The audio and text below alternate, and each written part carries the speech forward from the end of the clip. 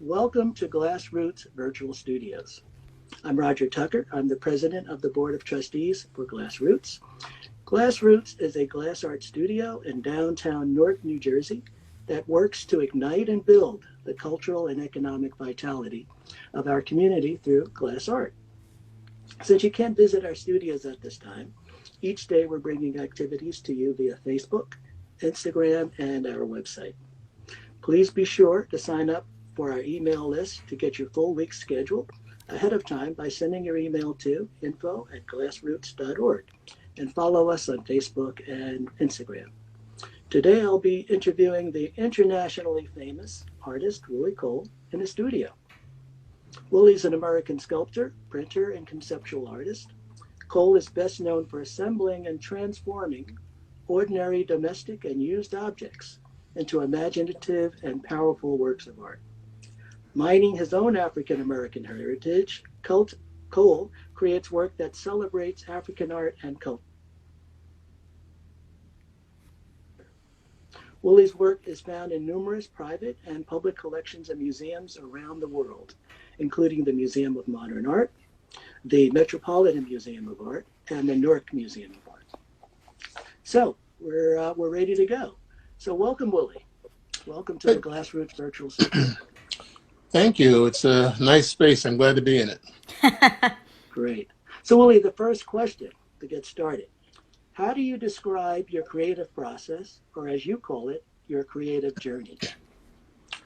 My creative journey on a daily basis, it's about just play. Mm-hmm. But I often use the metaphors around bodies of water to help me place myself or my situation, whether it be a creative project or a business project or a life project. So, I use terms like this image that you see here of the black and white text. I think of the lower stage would just be a drip. The upper stage would be an ocean, and all the bodies in between map our journey from the beginning to the ultimate. Okay. Great. Of course, I can give you so much more detail, but I'm letting you drive. Great. Well, I appreciate that. So again, this idea of process, and I know all artists have either a personal or, again, something that sort of drives this process. So my next question is, why do you work with found objects? I work with found objects for many reasons, because the objects find me, and once they find me, they talk to me. And I discovered that just by walking down the street in Newark and seeing things on the street that just called me in. So I began to work with those things. At that time, at the transition point of that time, I had been working primarily as a painter and an illustrator. But I was an artist, or an aspiring artist with no income.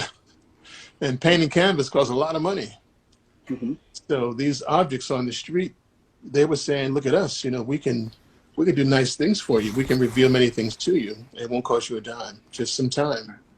So I put in the time. Great. So you work in many types of materials. I think most of us, or at least some of the viewers, are familiar with these found objects and materials. Please tell us the idea behind the cast glass statue that you have there on your work table. Yes, I have been very interested, I guess maybe genetically, intellectually, and spiritually in African thought and culture. Mm-hmm. I have been drawn to a religion my whole life because, I come from a line of ministers. Oh. So I began to study African religion when I was in college with Dr. Rosalind Jeffries. And that continued on. And at some point, I had a good friend who was an art dealer who sold African art. And that kept me in that thought pattern. When I would visit his studio or his gallery, I would see these works of art. So, I see the Yoruba deities as the forces of nature, and I chose to explore each of them in the work for many years. This piece is, I made it at the Pilchuck Glass Blowing School it's in Seattle, in the Pilchuck Mountains. I was there as an artist in resident the summer of 1994. And I learned glass blowing, slumping, solid casting, lamp work, all those different techniques. But, the thing that makes it contemporary art is it's not just a copy of something from the past, but it's a reinterpretation or reimagining or a combining of symbols from various periods of time and culture. So I picked up on that word African-American many years ago after Jesse declared we were not Afro-Americans, we were African-Americans. And so I've started to combine African-looking things with American-looking things, or I would make American things look like African things. So this is kind of a hybrid, or at least a spot along that journey. Because the figure, I made this out of clay initially, and it was a clay copy of a Shango dance wand figure. I just enlarged it. But the Shango piece would have a big bow or axe on his head. It's really an axe. It looks like a bow though a lot. But because I, at that time, was what I call Willie the Scorch, or the Iron Man, I decided I would replace the headdress with an iron. So that's how it came about. Great. I love, this idea of contrast. And we think of contrast as visual difference. And the idea of this traditional or ritual piece that many people are familiar with, this African priestess with an iron on her head, immediately is compelling and asks lots of different questions.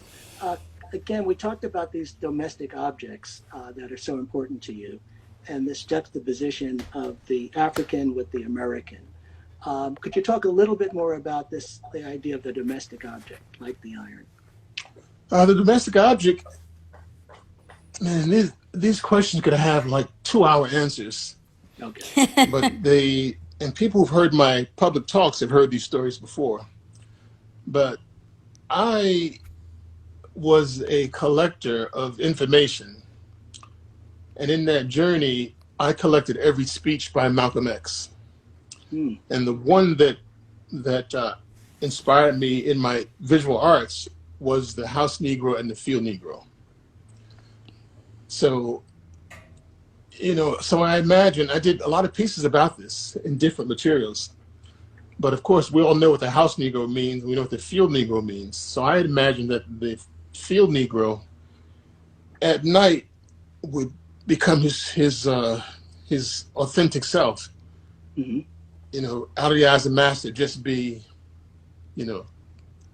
that African, whatever he sees himself as before slavery. But the house Negro has to be more covert with his image. Right. I love that. So, and it's very similar. Although this is my imaginings, it's very similar to the fact that the Africans who were brought to places like Cuba and New Orleans, they had to hide their religion inside of the Catholic religion. So in my imagined story, the Africans are hiding their spirituality in the domestic objects, the house Negroes that are, because they're surrounded by these things. Like in a war, the house Negro would get his ironing board as a shield. And all these objects have power. They have power because the users depend on them, and they have contact with our bodies. Like the iron touches your clothes touch your body. So the iron is powerful. You count on that iron to make you look good. Mhm. So the domestic objects came to me because of the house Negro. Huh. And I said, what would the house Negro's trappings be? You know, it would be his iron, his ironing board. It could be pots and pans. But for me, it became primarily the iron and the ironing board. Even though I've done some with wash machines before too, but Mhm. mostly iron and ironing board. Wow, that's great. So again, this idea of something that looks innocent, like an iron, could be something that could be containing something that's very powerful to the person who uses it. Yeah, just like you'll go to a museum and you'll see a small figure carved out of wood with a hole in it, and that hole is Mhm. stuffed with magical ingredients. These irons are the same way. You know, steam is a spiritual representation. You know, because it exists in a form other than solid. Yes. So these steam holes, you know, represent that, and in fact, they are the gateways to that spirituality. You know, symbolically, the iron represents so many things because it has heat. You know, heat is life. You asked me, was it a nice bright day here? So, Mhm. Right. you know, the iron is heat. The heat is the fire. The electricity is the power. We're all electrical beings. You know, electromagnetic beings. Mhm. So it's a lot of stuff in there. Great. So was this your first time working with glass? With creating this statue? I think it was, yes. I made 3 of these, and I did a lot of sandblasting into thicker glass, like maybe that thick. Okay. Image of a steam iron is just the hole patterns. I did a lot of those. They became a big seller in my dealer in New York. Okay. I think that piece is to combine glass with an image is in the collection of the Museum of Modern Art. Is that Yes, yes. true? Yeah. All right. Yeah. My wife and I were at one of your talks years ago when you described that piece at the museum. Great. Oh, yeah. And back in those days, I was definitely the Iron Man. Okay. Well, listen. So that leads you to the next question. What projects are you working on now? I am always doing a lot of things at once. Some things last years, some things last just an hour. So again, like all the questions, it can be a big answer for that one. But the past 2 days, I've been working to finish pieces that I didn't finish for my New York show last spring. They've just been laying in the studio, you know, since the summer. So in the past 2 days, or I'd say this week, I've got 2 of them at 99%. Okay. So I'll probably finish them today. Is there a possibility that you could share one of these pieces with us? Yes. Great. Excuse me for a moment. Okay.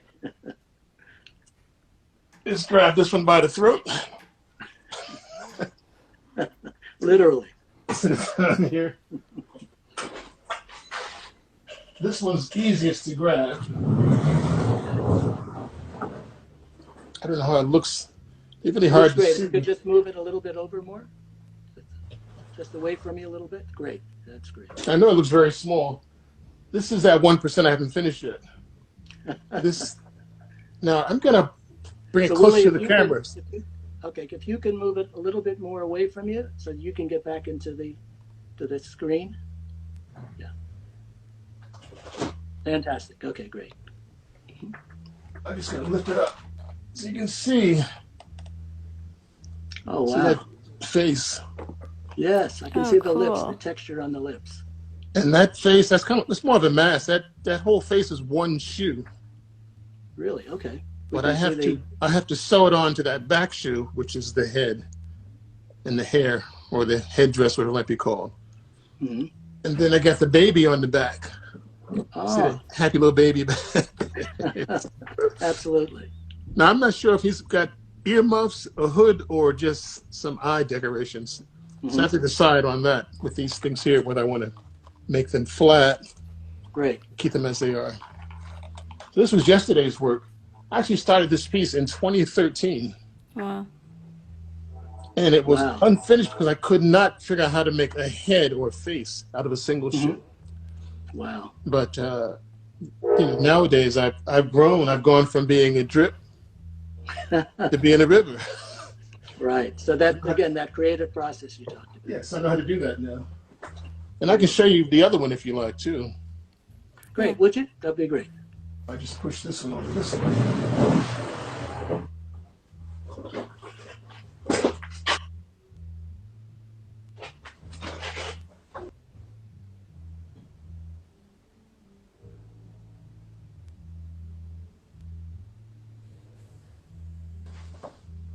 Okay. They're all Fantastic. Wow. Wow. And Ellen from GlassRoots just reminded me that these are very similar to the seated piece that you have at the North Museum currently. But now you're just focusing on the head? Yeah, this one is actually, I guess, similar is a kind of interesting word. It's a full body, and it's black. Mm-hmm. The North Museum piece is started out the same size at Real Shoes, where it was enlarged and cast in bronze. Fantastic. So I go back and forth between full figures and just heads. But because I'm in the cleanup phase by completing unfinished pieces, it's a different one every day. Wow. I have about 5 more to do. Now, do you have studio assistants working with you on creating these pieces? I got an angel assist. An angel assist. Okay. Yes. So spiritual. That's about Spiritual. it. Okay. That's about it. But because this is my 100% life every day, it doesn't require a clock. I mean, I can be, and it's the studio. This studio is in my house, so I can make dinner and make art at the same time. Turn on the burner, then come in here and look at something. Touch it a little bit, go back and forth. Fantastic. So it's like an all-day process. Mm-hmm. On a daily basis, my thing is to just walk from one end of my house to the other and touch as many things as I can along the way. I don't get bogged down staring at one thing for hours at a time. Preferably not.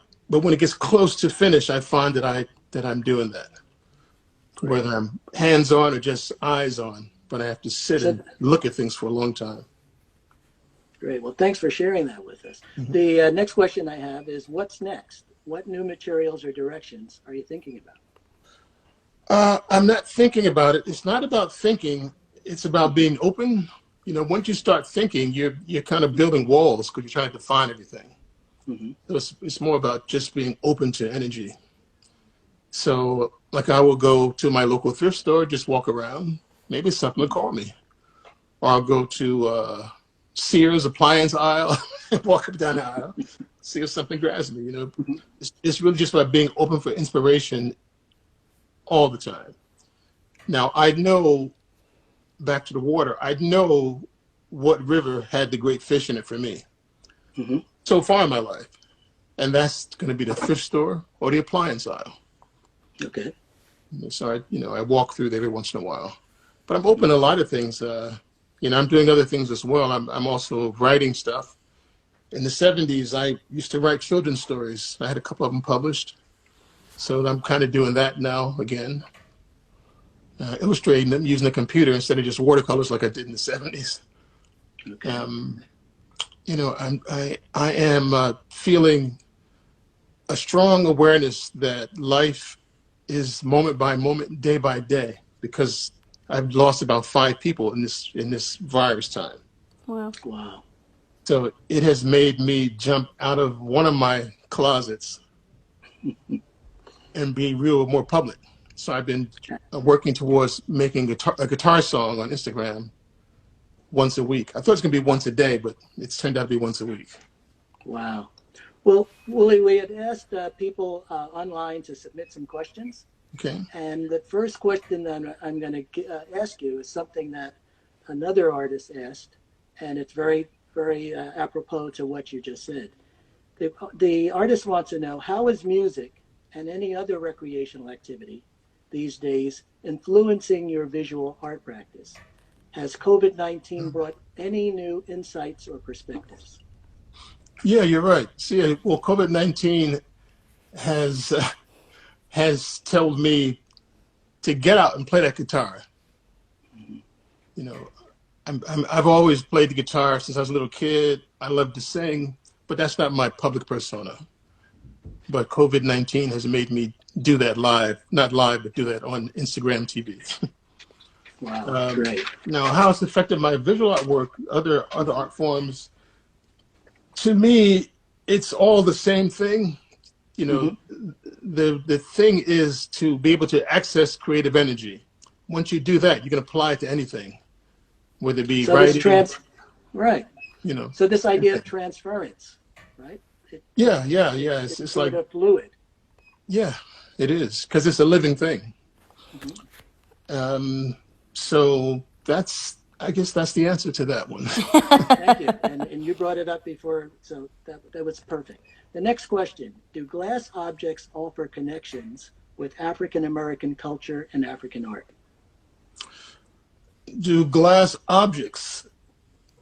I would say, I cannot think of historical use of glass in any West African art, but I'm sure if you travel east, you'll find some glass.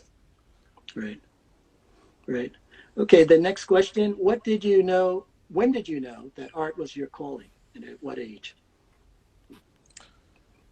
Well, I started making art when I was 3 years old. I didn't know what a calling was, but I knew what I'd like to do. Okay. And I think by the time I got to high school, I knew that my calling was in the arts. But I went through most of high school wanting to be an actor or a director. I see. So. Great. Okay. Thank you. The next question, does drawing or sketching inform your 3D process? Not at all. I don't draw or sketch these pieces made from shoes or from irons or from bicycles. I don't sketch my sculptures out. That's why I say it's all just a project or process that grows out of play. I sit in front of a table with, say, 12 pairs of shoes, and I just play. You know, say, oh, let's put these two together. It's almost like I have a jigsaw puzzle, but it came in a brown paper bag. There's no picture on the bag, so I don't know what it looks like. But I got all the pieces, and I just play with it. Now, I draw the shoe sculptures after they're made. Okay. That way, if I want to make a similar composition, I'll know that this particular thing works. My things out of water bottles, I don't draw those things either, but they do involve more pencil and paper because they're all based on numbers. Sure. For example, I made a 15-foot long, actual size, 59 Cadillac, which is 15 feet long. But the bottles are 8 inches long, so I divide the 8 into the 15 feet to know how many bottles, get all the dimensions in every direction. And same with the chandeliers. I know it's going to be a cone. It's going to end up at a point. The bottle is 8 inches long. The top is 6 feet. So I just did the math on all that and, make it graduate. So that's kind of a sketch, but it's all numbers. So the science of glass, the science of using materials to weld things together, the science and math, again, these are all the things that we at GlassRoots work with our young artists, and it's really great to hear you talk about how you use science and math to make your work. The last question, what's the found object that you wish you could work on or work with, or you plan to work with? Is there some object that you wish you had worked with or you plan to work with? No, I don't have a object that I'm not a wisher, so I don't have any wish list, especially now in this era of COVID-19. It is a is and it is a do. It is not a wish. There's not a wish. It's either do it or just move on. That's right. That's right. And objects, I actually have done a lot of theater, and in the next 5 years, I will make that more part of my fine art presentation. I see a lot of performance artists now. Some good friends, actually, performance artists. And that kind of interests me. It's a strange approach to art making. I'm not, and I don't want to offend anybody, so I'm not going to say anything crazy on this broadcast. But I saw Melvin Van Peebles on Broadway back in the 70s. Mhm. I saw Ain't Supposed to Die a Natural Death. Right. So much of what was in that play is in the world today as music and performance art. And that was, what's that, 30 years ago? That was the 70s. 70s. Wow. So Yeah. 40 plus years ago. Yeah, I saw that. That was my third play I saw in high school. Wow. So again, this idea of the arts informing the performance art, informing the visual art, informing the arts in general. So this idea of transformance. And the green grass grow all around and around, and the green grass grow all around. Yeah. Great. Well, Willie, we want to thank you and appreciate the time that you spent with us today. And I want to thank our viewing audience for joining us. Remember that GlassRoots is glad that we can provide our virtual studios free of charge to our students and the larger community. So if you're able to make a gift to support our ongoing operations, please make a donation online at glassroots.org/donate. Again, thanks for a great interview. We've been getting fantastic responses and comments, and I'm fortunate enough to know that I'll be talking to you soon again. So again, have a good day, and Thank you. thanks again. All right. Thank you. Bye-bye. We're going to be Great signing day. off. All right. You too. All right.